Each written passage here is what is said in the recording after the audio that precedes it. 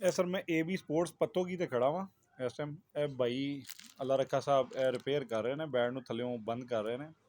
ਇਹ ਪਾਕਿਸਤਾਨ 'ਚ ਸਭ ਤੋਂ ਅੱਛਾ ਜਿਹੜਾ ਨਾ ਬੈਟ ਰਿਪੇਅਰਿੰਗ 'ਚ, ਬੈਲੈਂਸ ਵਿੱਚ, ਔਰ ਇਹਦੀ ਜਿਹੜੀ ਹੈ ਨਾ ਕੋਈ ਜੋ ਵੀ ਇਹਦੇ ਟੈਕਨੀਕਲਿਟੀ ਹੈ ਨਾ ਉਹ ਬਹੁਤ ਅੱਛੀ ਜਾਣਦੇ ਨੇ।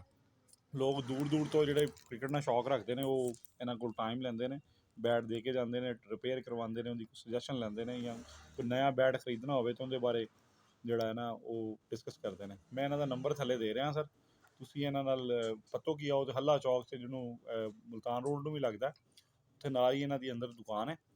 ਦੁਕਾਨ ਦੀ ਵੀਡੀਓ ਮੈਂ ਪਹਿਲੇ ਇੱਕ ਪਾ ਦਿੱਤੀ ਹੈ, ਅਤੇ ਇਹ ਮੈਂ ਤੁਹਾਨੂੰ ਜਿਹੜਾ ਨਾ ਇਹਨਾਂ ਦਾ ਨੰਬਰ ਵੀ ਸ਼ੇਅਰ ਕਰ ਦਿੰਦਾ ਵਾਂ।